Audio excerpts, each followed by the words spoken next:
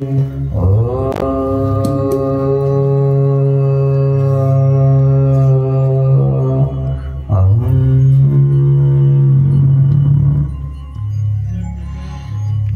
श्वास घ्या हळूवार.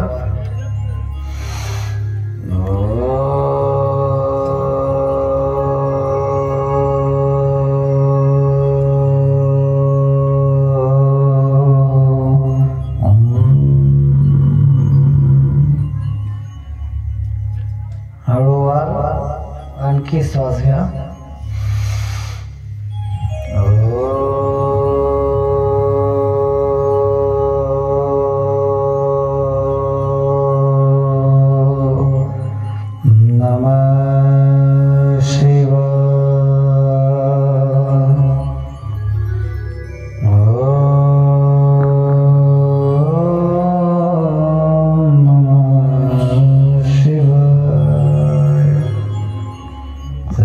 गणेशाय नमः.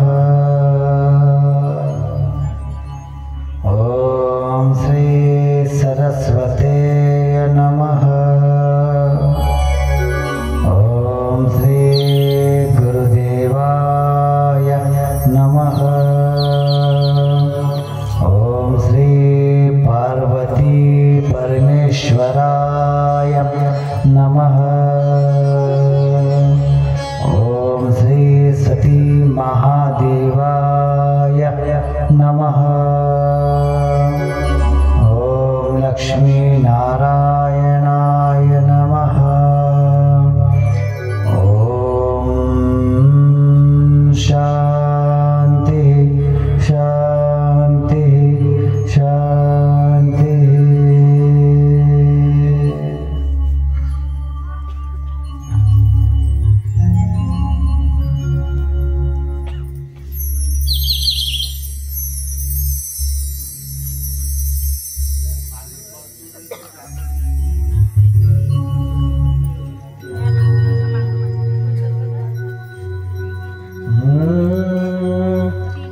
शंभू की जय जय, भोले की जय जय.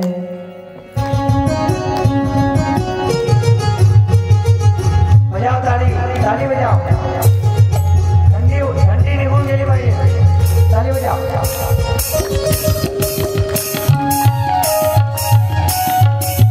ताली.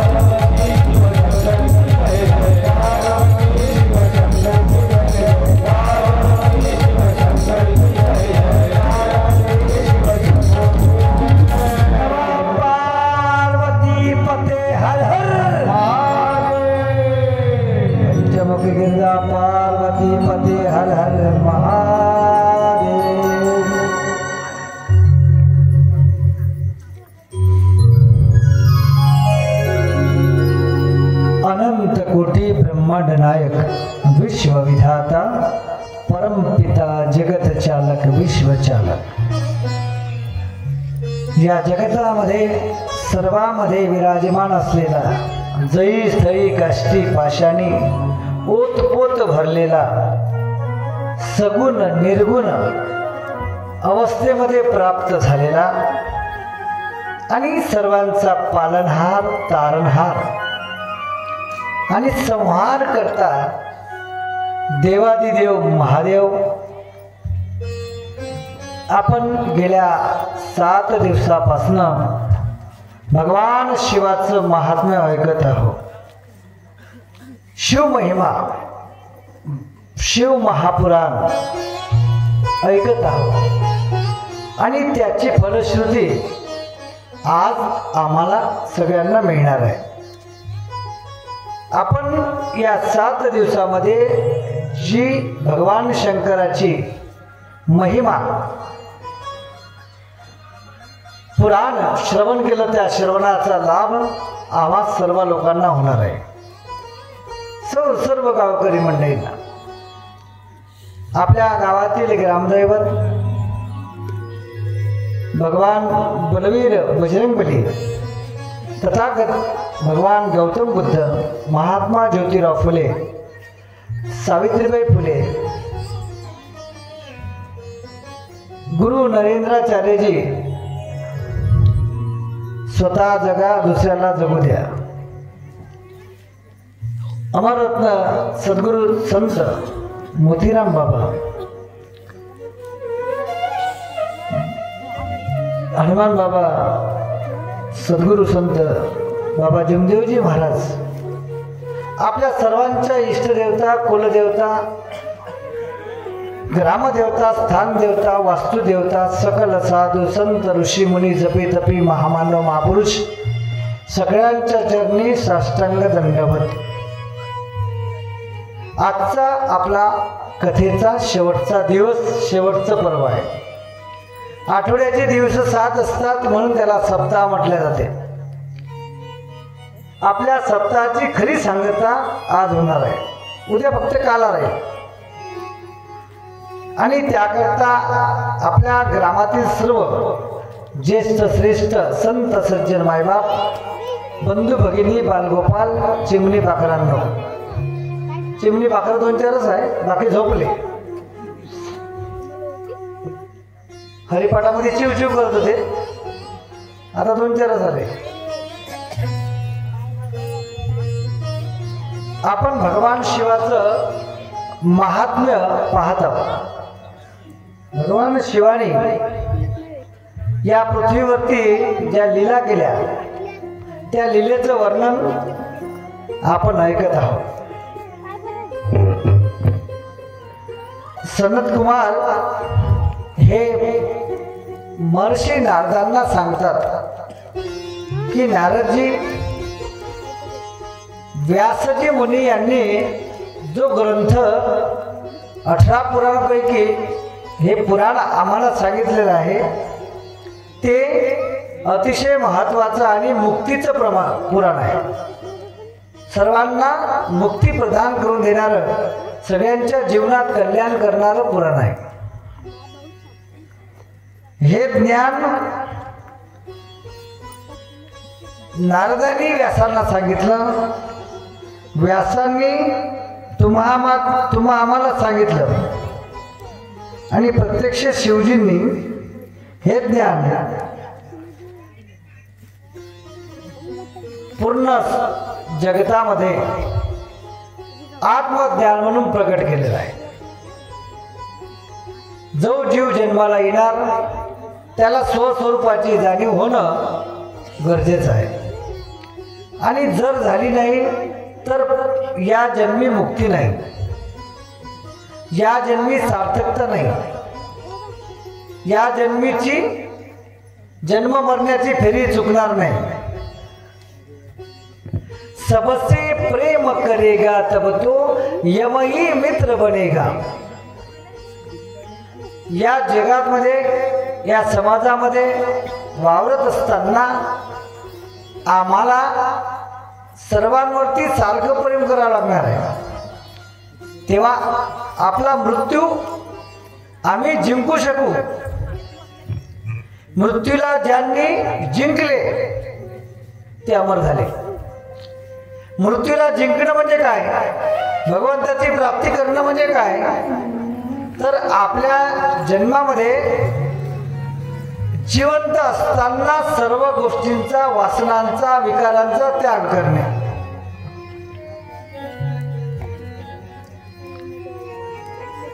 आपल्याला भगवंतानी या महाशिव पुराण कथेमध्ये अनेक प्रकारच्या गोष्टींचं महत्त्व सांगितलेलं आहे. आपल्याला 6 गोष्टीचा आपण जास्तीत जास्त भोग घेतो. ज्या घरात राहतो त्या घराची आसक्ती आपली सुटत नाही. जे कपडे घालतो त्या कपड्याची आसक्ती आपली सुटत नाही. जे पैसे कमावतो त्या पैशाची आसक्ती आपली सुटत नाही. ज्या नोकरी पदावर असतो त्या पदाची आसक्ती आमची सुटत नाही.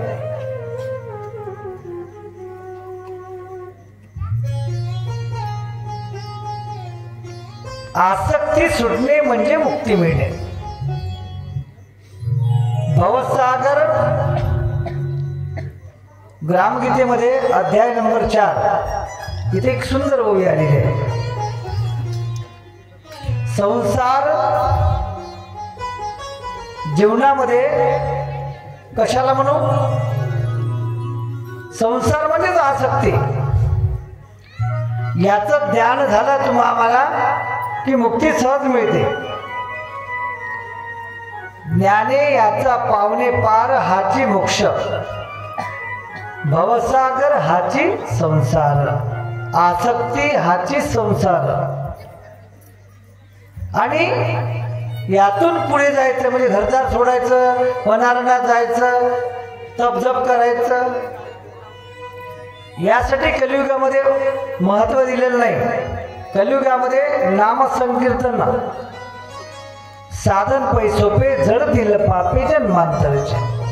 जिथं असाल तिथंच, ज्यावेळी असाल त्याच वेळी, जसं असाल त्या अवस्थेमध्ये तिथं प्रभूचं नाव घेणे.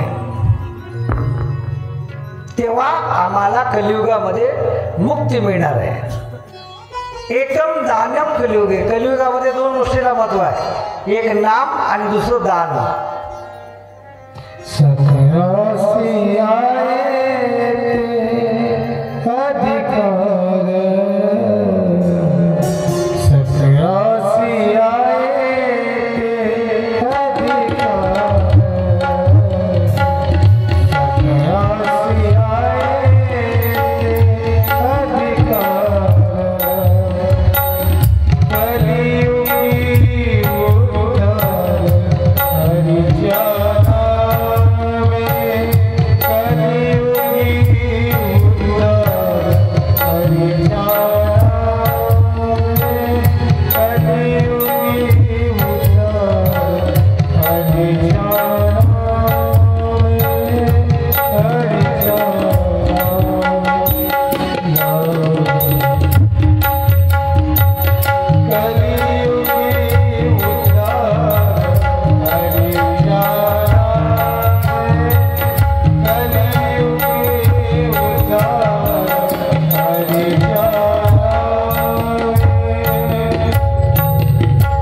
कलियुगी उद्धार हरिजान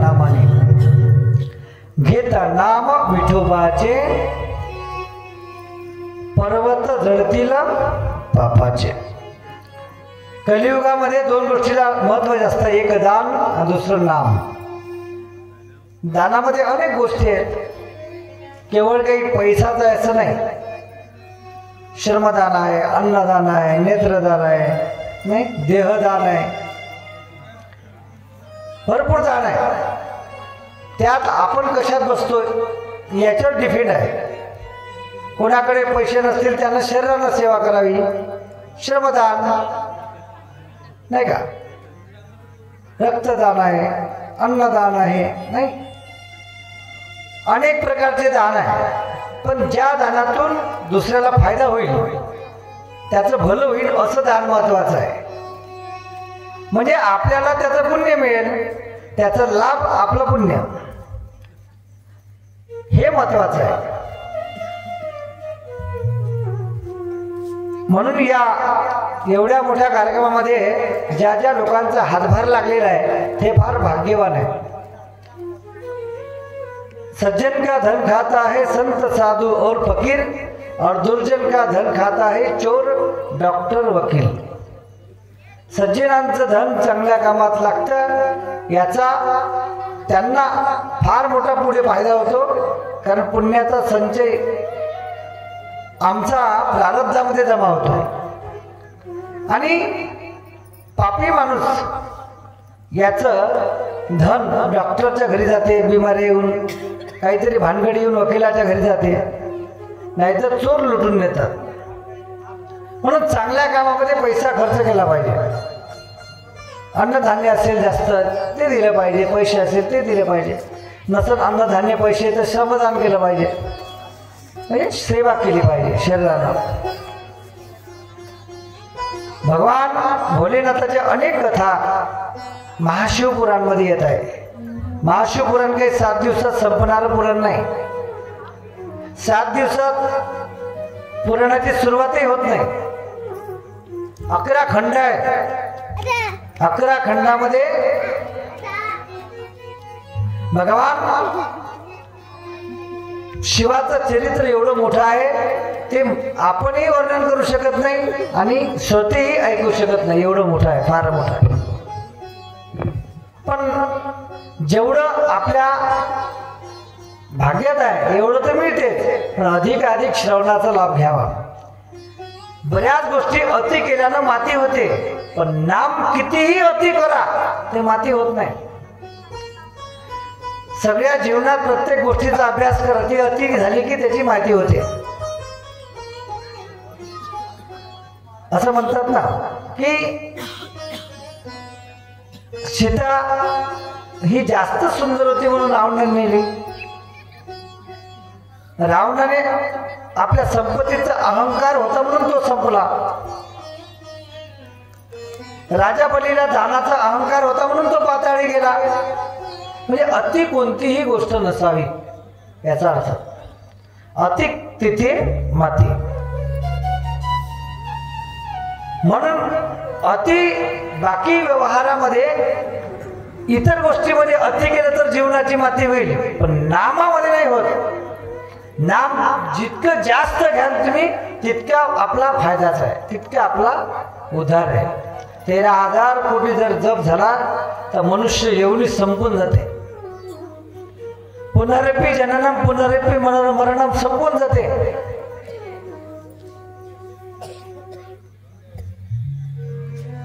देवा घ्या व पदरात. आपण असं म्हणतो ना देवाला, देवा पदरात घ्या. आता नका पाहू अंत देवा घ्या व पदरात. तुकड्या म्हणे वेळ आली पुढे 84 लागली.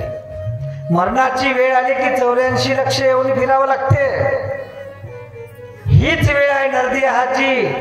तुकड्या म्हणे ही वेळा सुंदर घे फुकाची. अनमोल जन्म जाता मग मारते आहे माझी. राम नाम गावो भाई राम नाम गावो.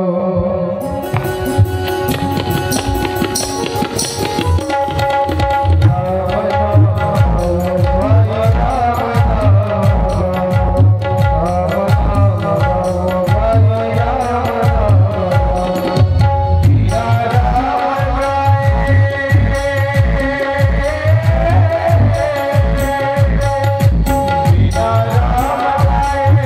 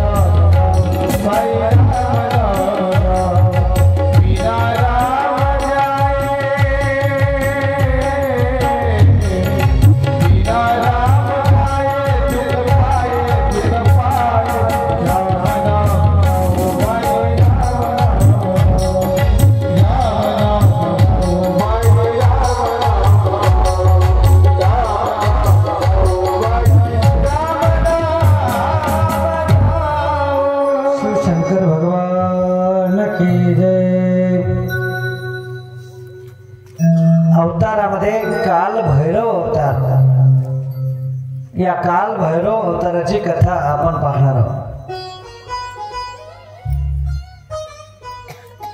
भगवान शिवाचाच अवतार आहे काल भैरव, पण तो कसा झाला, केव्हा झाला, कुठे झाला, या संदर्भात आपण बोलणार आहोत. नंदी म्हणजे नंदीश्वर म्हणाला, म्हणजे भगवान शिवशंकराचं वाहन नंदी. नंदीश्वर म्हणालाय सनत कुमार, भैरव हा शिवजीचा पूर्ण अवतार आहे, पण मायेने मोहित झालेले मूर्ख लोक त्याला जाणत नाही. महेश्वरांचा महिमा अगाध आहे, हे स्वतः मन आणि वाणीच्या पलीकडे आहे. त्यामुळे विश्वाला अंतर्बाह्य व्यापून असूनही त्याला ओळखता येत नाही. प्रत्यक्ष ब्रह्मदेव आणि श्रीहरी हेही ज्याच्याविषयी फारसे जाणत नाही, तेथे इतरांची काय किंमत. या संदर्भात मी तुम्हाला एक जुना इतिहास सांगतोय. सनत कुमार सुतांना सांगतात, ऋषींना सांगतात की काल भैरव हा भगवान शिवशंकराचाच अवतार आहे, पण तो अवतार कसा झाला या संदर्भात आपण इतिहास पाहणार आहोत आणि झाकीसहित आपण या ठिकाणी सादरीकरण करणार आहोत भगवान भोलेनाथाच्या काल भैरव अवताराचं. एके दिवशी ब्रह्माजी सुमेरी पर्वताच्या मनोहर शिखरावर निवांत बसले होते. तेव्हा देव आणि श्रेष्ठ ऋषी त्यांच्या भेटीला आले. त्यांना नमस्कार केला व म्हणाले, ब्राह्मण, आम्ही एकमेव अविनाशी तत्व काय आहे ते जाणून घेण्यासाठी येथे आलो आहेत. कृपा करून त्यांच्याविषयी माहिती सांगा. तेव्हा शिवमायेने मोहित झालेले ब्रह्मजी म्हणाले, देवांनो आणि ऋषींनो, मी तुम्हाला परम अविनाशी तत्व नीट वर्णन करून सांगतोय, तरी लक्ष देऊन ऐका. मीच ते परम अविनाशी नित्य अक्षय अज अवय आणि एकमेव तत्व आहे.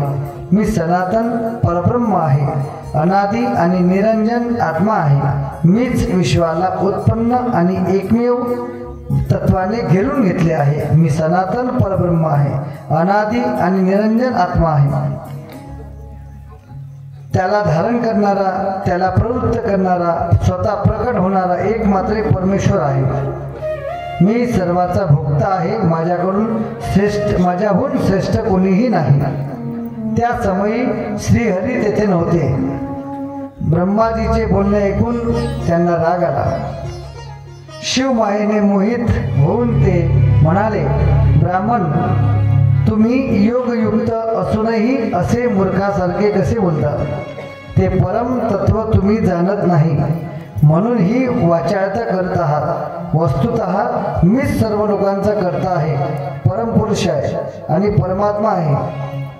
मीच मायेचा अधिपती आणि मीच विश्वाची परमगती आहे. माझ्या आज्ञेनेच तुम्ही सृष्टीची उत्पत्ती करू शकता.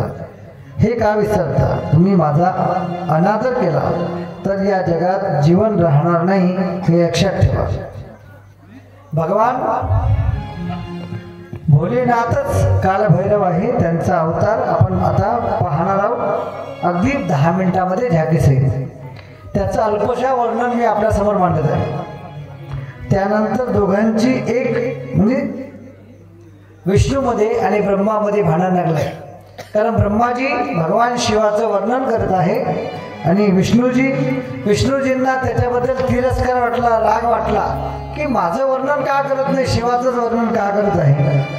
त्यासाठी त्यानंतर दोघांची एकत्र जुंपली. श्रेष्ठत्वावरून त्यांच्यात मोठा वाद निर्माण झाला. त्या समयी चारही वेद मूर्त स्वरूप धारण करून तेथे आलेले होते. ब्रह्माजी आणि श्रीहरी त्यांच्यापाशी गेले व म्हणाले, वेदांनो, या विश्वात तुम्हाला मोठी प्रतिष्ठा आहे. सर्वत्र तुम्हालाच प्रमाण म्हणजे श्रेष्ठ मानतात. अविनाशी तत्व काय आहे हे तुम्हीच योग्य प्रकारे सांगू शकता. त्यांचे म्हणणे ऐकून चतुर्वेदांनी शिव प्रभूंचे स्मरण केले व म्हणाले, आमचा निर्णय तुम्हाला मान्य असेल तरच आम्ही सांगू. तेव्हा दोघे म्हणतात, तुम्ही जे सांगाल तेच आम्ही करू, अन्य करणार नाही. ऋग्वेद म्हणतो, ज्यांच्यामध्ये सर्व भूते स्थित आहे, ज्यांच्या योगाने संपूर्ण विश्व प्रवृत्त होते आणि ज्यांच्या परम तत्वाने परम गतीने तत्व प्राप्त होते असे एकमेव रुद्र ते म्हणजे भगवान शिवशंकर आहे. यजुर्वेद म्हणतात की सर्व यज्ञांनी आणि योगांनी ज्यांचे यजन केले जाते, ज्यांच्याद्वारे प्रमाणभूत अशा आमची निर्मिती होते आणि जे सर्वची मनोरथ पूर्ण जाणून इष्ट ते देतात, ते एक मात्र शिवप्रभू आहे. सामदेव म्हणाला, ज्याच्या सत्तेने सर्व जीव समस्त जग प्रकाशित होते, ते एक त्र्यंबक शिवप्रभू आहे. अथर्ववेद सांगतो, ज्यांना केवळ कैवल्य म्हटले जाते, ते जे सुखदुःखादी भेदांच्या पलीकडे आहेत आणि भक्तजन अनन्य भक्तीने त्या देवेश्वराच्या साक्षात्कारात म्हणजे पात्र ठरतात, हे खरी कृपा भगवान शिवशंकराची आहे. देवाचे बोलणे ऐकून ब्रह्माजी आणि श्रीहरी यांना मोठे नवल वाटले. त्यांचा अपेक्षा भंग झाला. ते म्हणाले, वेदांनो, तुम्ही हे काय करत आहात? तुमचे ज्ञान कुठे गेले? तुमची बुद्धी कुठे खुंटी झाली? आणि प्राणनाथ शिवजी नेहमी उमेच्या सवाचा रममान असतात, दिगंबर अवस्थेत संचार करतात, नेहमी धुळीने स्वर्ग माखलेले असतात. त्यांना परब्रह्म कसे म्हणू आपण? पीत वर्ण कुरूप वेशधारी, जटा वाढलेल्या बैलावर स्वार होणे, सर्पाची आभूषणे करणे आणि निसंग राहणे हे शिवजी परमतत्वाचे रक्षण आहे. परब्रह्म कसे असू शकतात? ब्रह्माजी आणि श्रीहरी यांनी अनेक प्रश्न उपस्थित करून वेदाच्या निर्णयावर मोठा आक्षेप घेतला. त्याचे बोलणे ऐकून सर्वत्र स्थित होऊन मूर्तिमंत ओंकार म्हणाला, लीला रूपधारी भगवान रुद्र सनातन ज्योतिस्वरूप आहे, महान शक्तिशाली आहेत. ते नेहमी आपल्या शक्तीबरोबर राहतात आणि ती आनंदरूपिणी शक्ती नित्य आहे. अशा प्रकारे वेदांनी आणि प्रणवाने सत्यस्थिती सांगून ब्रह्माजी आणि श्रीहरी यांचे अज्ञान नष्ट केले. श्रेष्ठावरून त्यांच्यातील वाद चालून आला. तेव्हा त्या दोघांमध्ये मोठी ज्योत प्रकट झाली. तिच्या दिव्य प्रकाशाने भूमी आणि नवमंडळ भरून गेले. त्या ज्योतीमध्ये त्यांना एक अद्भुत पुरुष दिसला. तेव्हा ब्रह्माजीचे पाचवे मस्तक आम्हा दोघांमध्ये हा एक पुरुषाकार कोण आहे असे विचार करू लागले. तेव्हा तो चंद्ररूपी भूषणे धारण केलेला आणि हातात त्रिशूळ असलेला शंकर पाहून ब्रह्माजी म्हणाले, हे तर नीलकंठ रुद्र अवतार भगवान शिव आहे. मी त्यांना ओळखतो. तू माझ्या मस्तकापासून प्रकट झालास आणि रडू लागलास. मी तुझे रुद्र असे नामकरण केले. पुत्रा, तू मला शरण ये आणि मी तुझे रक्षण करेन. यामध्ये कालभैरव या अवतारामध्ये भगवान शिवाचं आराध्य कोणी नाही आहे जगामध्ये. ते मूळ आहे, जगाचे मूळ आहे. आणि म्हणून त्यांचं वर्णन ब्रह्माजी विष्णूजी स्वतःहून आपल्या मुखारवाणीतून म्हणजे वेदांद्वारे करत आहे. प्रत्येक अवतारामध्ये वेगवेगळे कार्य आहे. अवताराचे कार्य कराया वेळ अजूनही उरला का? आता आपल्याकडे फारसा वेळ राहिला नाही. शेवटची वेळ आपल्याला आता थोडंसं एक शेवट समारोपी आहे, म्हणून त्याचं महत्त्व आपण घेणार आहोत. महाशिवपुराणाचं या पुराणाचं फल म्हणजे आपण जे केलेलं अंतरंगातून जी भक्ती केली याचं महात्म्य याच्यामध्ये सांगतात. भगवान शिव हे अनेक अनादिकालापासून उत्पन्न झाले आहे. त्याच्यामुळे ही कथा शिवमहापुराण जे श्रवण करणारे आहे त्या श्रवणाचा लाभ, पठण करणाऱ्या त्यांचा लाभ त्यांना मिळतो ते असे आहे. श्रोत्यांना आशीर्वाद देऊन भगवंत सदाचारी मुनींना आशीर्वाद देऊन प्रयाग क्षेत्री नियोजित ठिकाणी महायज्ञ पूर्ण करण्यासाठी विनंती करतात की या महायज्ञामध्ये नामयज्ञ फार मोठा आहे आणि पशुपक्ष्यापासूनही हे नामयज्ञ चालू आहे. या व्रताच्या प्रभावाने संपूर्ण बोध घेऊन समाधीवर म्हणजे समाधीस्थ झालेले व्यास म्हणतात शिव हे येथे शिव महापुराण पूर्ण झाले आहे. या हितकारक पुराणाला मोठ्या आदराने आणि प्रयत्नाने वाचावे, ऐकावे.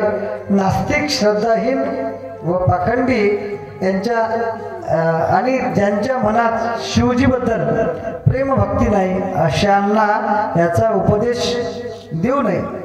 याचे एकदा श्रवण केल्याने सर्व पाप भस्मसात होतात. भक्तिहीन असेल तर त्याच्या अंतःकरणात भक्ती उत्पन्न होते आणि भक्त असेल तर भक्ती अधिक समृद्ध होते. त्याचे दोनदा श्रवण केल्याने उत्तम भक्ती प्राप्त होते. तीनदा श्रवण केल्याने मुक्ती मिळते आणि म्हणून मुमुक्ष साधक अवस्थेत असलेल्या माणसाला कोणत्याही उत्तम फलप्राप्तीसाठी पुराणाची जी शिवजीची कथा आज पूर्ण आपल्याला म्हणजे मिळते आहे. शेवटचा समारोप आपण काल भैरवाच्या कथेने करत आहोत. भगवान शिवाचे मूळ आहे ते भगवान शिवच आहे. त्यांनी जसं वेशभूषा बदलला की माणूस अलग दिसतो अशा प्रकारची वेशभूषा म्हणजे काल भैरव आहे, पण ते आहे भगवान शिव. सर्वांनी हात वर करा.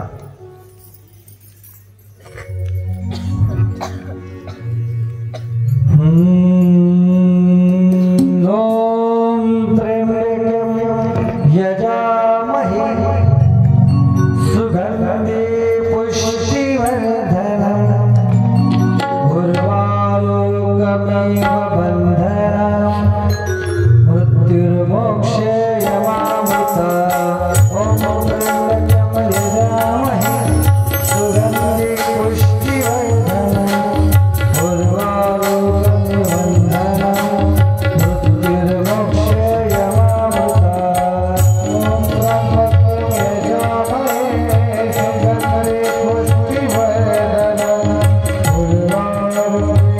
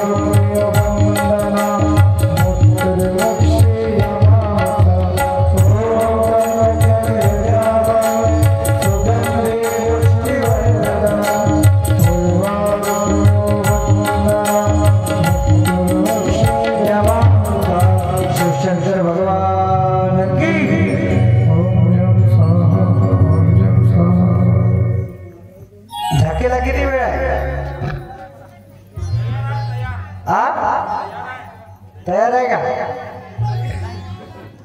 ओके आहे का? तयार आहे? वेळ आहे का? 10 मिनिट. ठीक आहे. आता आपल्याला या कथेच्या निमित्तानं 7 दिवसात जे काही आपण श्रवण केलं त्याचा फलश्रुती म्हणून काही गोष्टीचा त्याग करायचा आहे. संकल्प करायचा. इथे संकल्प कोणता करायचा आहे? कोणता संकल्प करायचा आहे? मी सप्ताहाच्या निमित्तानं या 7 दिवसामध्ये पवित्र निर्मळ वागलो किंवा वागली असंच मी पुढे वागणार, खोटं बोलणार नाही, व्यसन करणार नाही, कोणाला लुबाडणार नाही, कोणाचं मन दुखावणार नाही, कोणाशी भांडणार नाही, आणि कोणी भांडलं तर त्याला कुजवल्याशिवाय राहणार नाही. भांडायचं नाही, पण कोणी अंगावर आलं तर गुपचापही राहायचं नाही.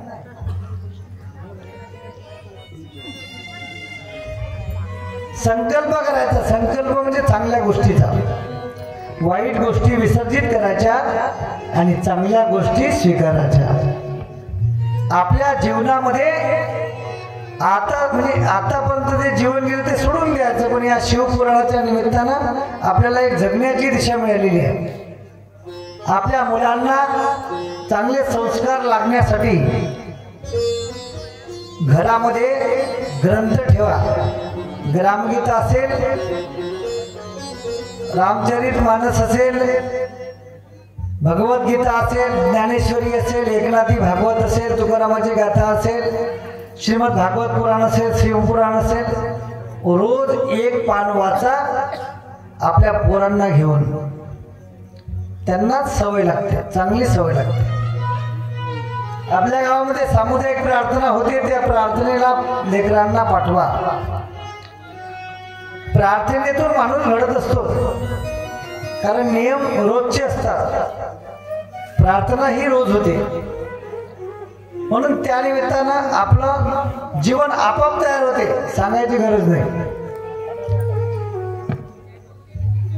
म्हणून आम्हाला व्रत वैकल्य, भगवान शंकराची पूजा, पिंडीची पूजा करायची आहे, तर फेरी अर्धवट मारायची, पूर्ण मारायची नाही. जल अभिषेक करा, पण श्रद्धेने, भक्तीने, भावनेने करा. जल आपण पिंड्यावरती टाकल्यानंतर काही जल घरी घेऊन जा, पूर्ण गडवा रिकामा नेऊ नका. त्या गडव्यातलं पाणी उरलेलं घरात शिंपून द्या, इकडे तिकडे. घराच्या अवतीभोवती उरलेलं पाणी घरातल्या सदस्यांनी तीर्थ म्हणून पिऊन घ्या. त्याचा बराच फायदा आपल्या कुटुंबाला होतो. याच्यामुळे शरीरातली नकारात्मक ऊर्जा दूर जाते आणि सकारात्मक भाव वाढते, आत्मविश्वास जागृत होते, आणि जे काम नाही होणार ते पूर्ण होते. त्यासाठी घरून निघताना पहिले शिवलिंगाची पूजन करून निघा. घरचा माणूस असो की बाई असो. एक बेलाचे पान, पांढरे तांदूळ. याच्यामुळे काय होते, तुम्ही आपल्या जे काम करायचे ते काम सक्सेस होते. म्हणजे कारण आपल्यामध्ये जी ऊर्जा असते ती सकारात्मक असते, आणि आपल्या स्वतःकडे लक्ष ठेवून जीवन जगा, दुसऱ्याकडे पाहू नका. म्हणजे आपल्याला स्वतः कसं चांगलं होता होईल, आपल्या स्वतःला तो प्रयत्न करायचा. 7 दिवस आपण किती चांगलं वागलो, एकदम अप्रतिम, म्हणजे बेस्ट. बेटर न गुड नाही, एकदम बेस्ट, म्हणजे अति सुंदर, म्हणजे छान वागले तुम्ही, छान वागले. कारण रोज आपण ज्या गल्लीने फिरत होतो ती गल्ली एकही दिवस अशी बिना झाडलेली दिसली नाही. रोज गल्लीनं एकदम स्वच्छता, प्रत्येक गल्लीनं रांगोळी टाकली आहे, प्रत्येक गल्लीनं फोटो ठेवले आहे, प्रत्येक गल्लीनं पाट ठेवले आहे, प्रत्येक गल्लीत पूजा करणारे आहे. पहिल्या 2 दिवस मी फिरलो, माझ्या पायावर कमीत कमी पूर्ण गावभर 2 ग्राम पाणी पडलं. असं किती रोजचं किती पाणी? 2 ग्राम. किती? एका घरी 1 बकेट. एवढ्या बकेटा पकडावर किती ड्राम पाणी झालं ते, आहे की नाही? पण मला ताण लागली तर एकही पाणी नाही दिलं. मी म्हणत एका घरी गेलो, म्हणत ताई पाणी पाहिजे. तेव्हापासून पाणी सुरू झालं. म्हणून पायावर पाणी टाकणारे पुष्कळ होते, पण पाणी प्यायले देणारे कोणीच नाही भेटले. पण एकाला सांगितलं तर मग हळूहळू सगळेच द्यायला लागले. पायावर पाणी टाकण्यापेक्षा प्यासाठी पाणी देत जा. आज तर आज पाय धुताना माई ठणक मुले माहीत होती. प्रत्येक घरी गेलं कसं थंड गार पाणी टाकी पाया. पण मी बिचारा गुपच्या बापला देवासारखं का म्हणाचं आजचे दिवस आहे उद्याचे दिवस आहे. एवढं थंडीचा तडाखा आणि त्याच्यात थंड पाणी नाही का. पण हेही फार महत्वाचं नाही का. कभी प्यासे को पानी पिलाया नहीं फिर पुढं काय अमृत पिलाने से क्या फायदा है कि नहीं. माँ बाप की सेवा की नाही तो है की नाही. म्हणजे ज्या गोष्टीला महत्व द्यायचं आहे त्या गोष्टीला महत्व दिलं पाहिजे. कर्म ही पूजा आहे. एकदम कर्मकांडातही गुंतवून नाही राहत. काही काही लोक नुसते त्याच्याच नदी आहे. घरचा माणूस शेतातून आला 4 वेळा बाईला मध्ये हो भूक लागली ताट वाढ बाईमध्ये थांबा पूजा व्हायची आहे. अहो ह्या महादेव पहिले प्रसन्न करतो नंतर होते. आपला बाईचा महादेव कोण आहे तिचा नवरा. बाईना नवरा घरी आल्यानंतर ते आपल्या महादेवाची पहिली व्यवस्था करावी. हा महादेव थोडासा लेट झाला तरी चालला पण घरचा महादेव बिघडला नाही पाहिजे. घरचा महादेव बिघडला तर ह्या महादेवाची पूजा करू देत नाही मग आहे की नाही. म्हणून आपला बाईसाठी महादेव देवादिदेव महादेव आपला परमेश्वर आहे पती आहे. तिने आपल्या घरातील सदस्यांची सेवा करावी नाही का. पूजा करत असेल थोडी बाजूला सरावी. पहिले जे जाणारे लोक आहेत त्यांना मोकळं करावं आहे की नाही. काल भैरव जे अवतार देवाने सांगितलेलं आहे ते अवताराचं कार्य आता आपण पाहणार आहोत. महाराज आला आला का. हा 5 मिनिट टाइम आहे का. बरं. नमः शिवाय ओम नमः शिवाय हर हर भोले नमः शिवाय ओम नमः शिवाय हर हर भोले नमः शिवाय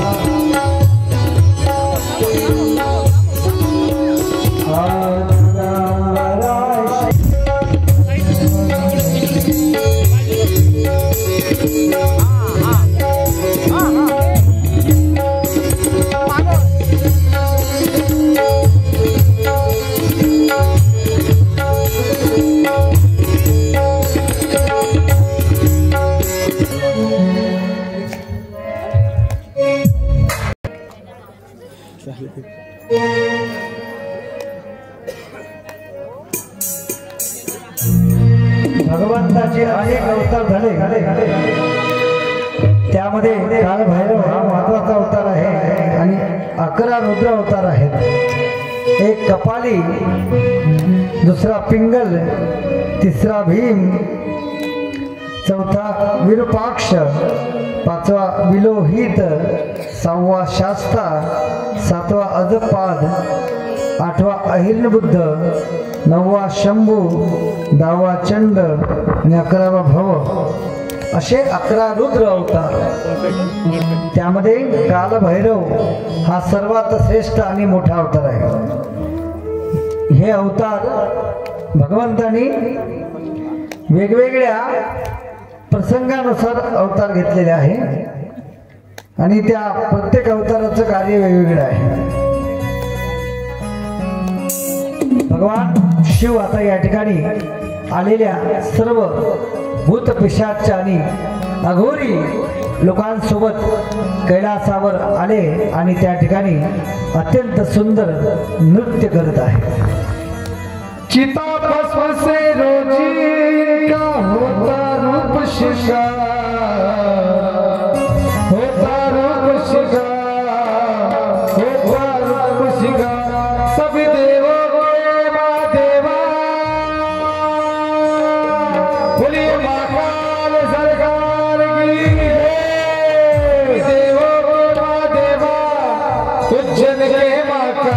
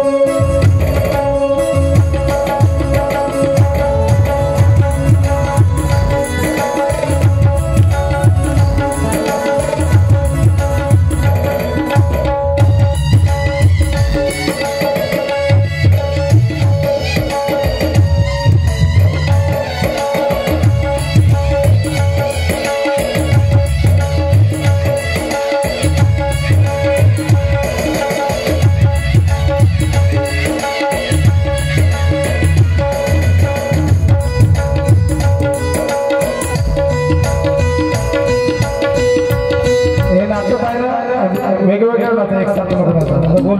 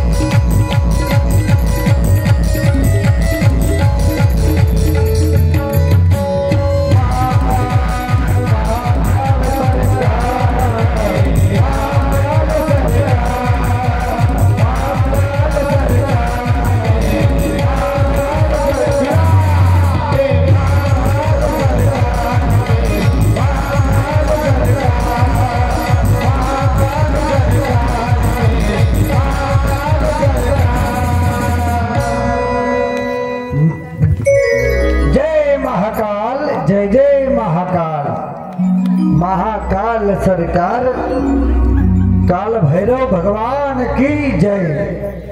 ब्रह्माजी आणि श्रीहरी काल भैरव भगवंताची स्तुती करू लागले आणि म्हणत आहे की काल भैरव ओंकार स्वरूप लीलाधारी भगवान रुद्र सनातन ज्योती स्वरूप आहे, महान शक्तीधारी आहेत। ते नेहमी आपल्या शक्ती बरोबरच राहतात आणि ती आनंद रूपिणी शक्ती नित्य आहे।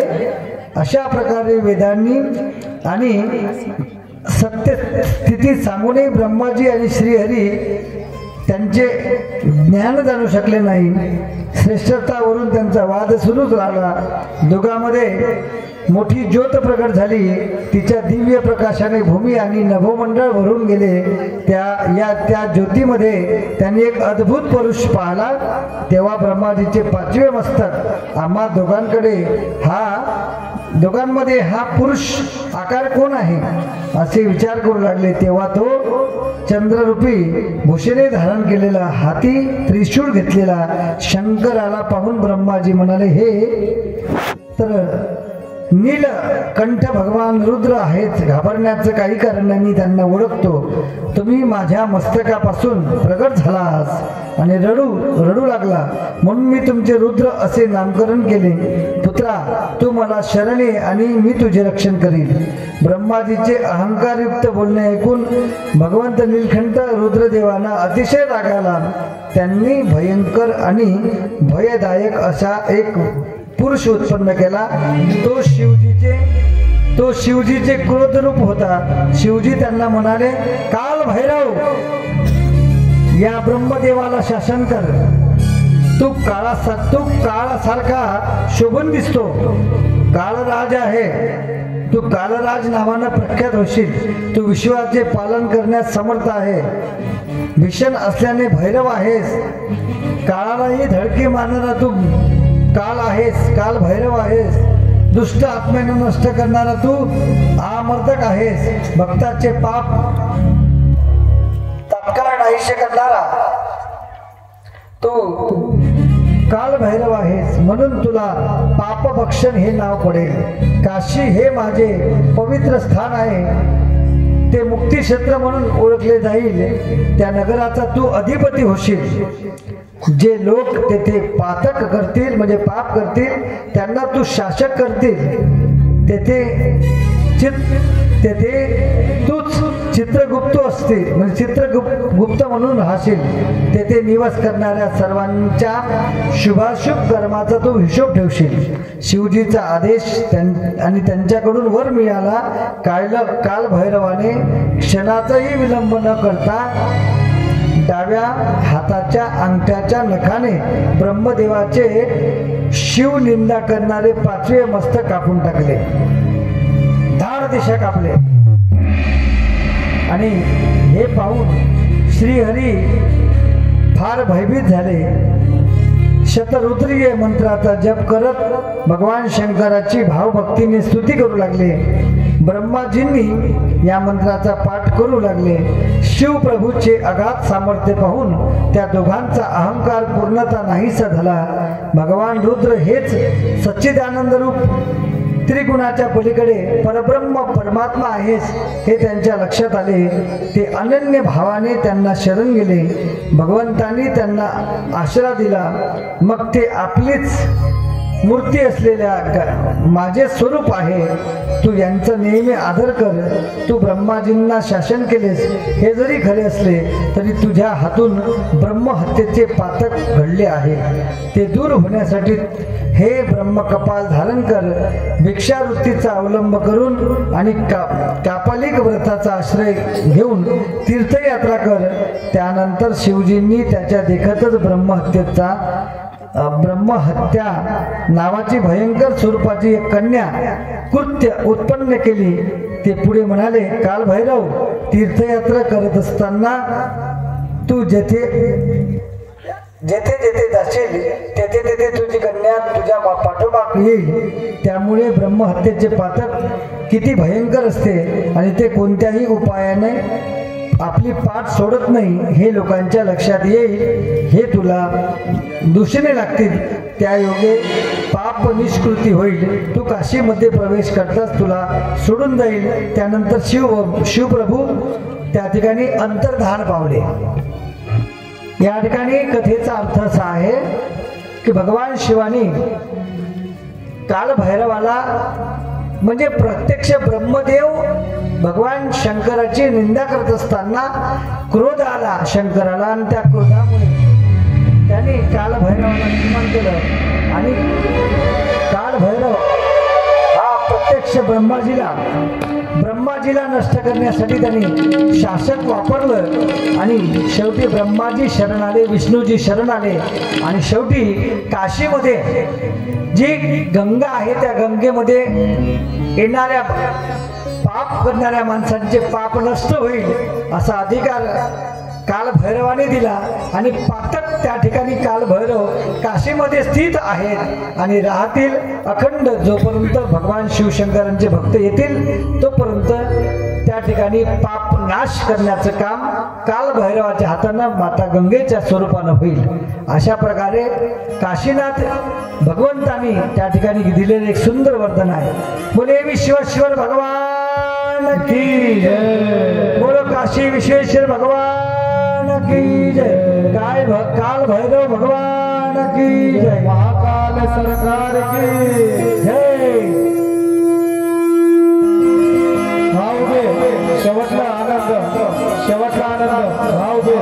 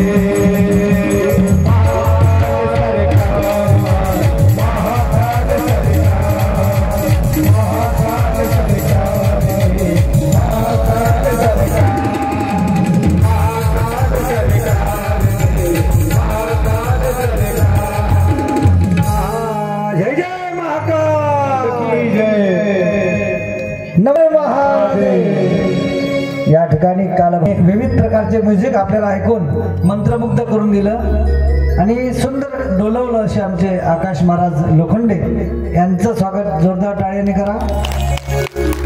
ज्यांनी आपल्या जीवाची पर्वा न करता सिर तुटेपर्यंत ताण येईपर्यंत गायन केलं पण आपल्याला खुश करण्याचा प्रयत्न केला असे प्रशांत महाराजजी किन्नाके यांचं सुद्धा आपण टाळ्या वाजून स्वागत करावं. या सर्व संत मंडळींची साथ मिळाली म्हणून हा सुंदरसा कार्यक्रम पार पडला. आपल्या लोकांची साथ मिळाली. कळत न कळत आमच्या हातून काही चुका घडल्या असतील तर आम्ही आपल्या सर्व लोकांना माफी मागतोय. आपले लेकर समजून, भाऊ समजून, मित्र समजून सर्वांनी आम्हाला माफ करावं. या ठिकाणी हा कथेचा समारोप आपण करतो आहे. शेवटी आपण संकल्प करूया. इथून इथले जे कार्यकर्ते आहेत, यजमान मंडळी आहेत, त्यांना विनंती आहे की त्यांनी ग्रंथपूजनाच्या तयारीला सुरुवात करावी. या इकडे यजमान मंडळी पुढे या. सर्वांनी हात वर करा. ओम नमः शिवाय.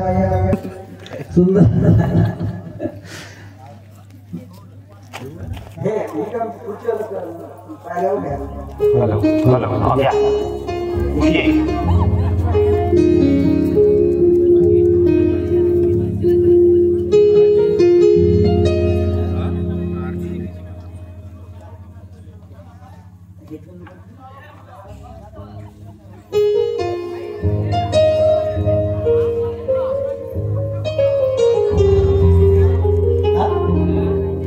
यजमान मंडळी ज्यांनी पहिल्या दिवशी धागा बांधलाय त्यांनी या जोडी घेऊन आपापली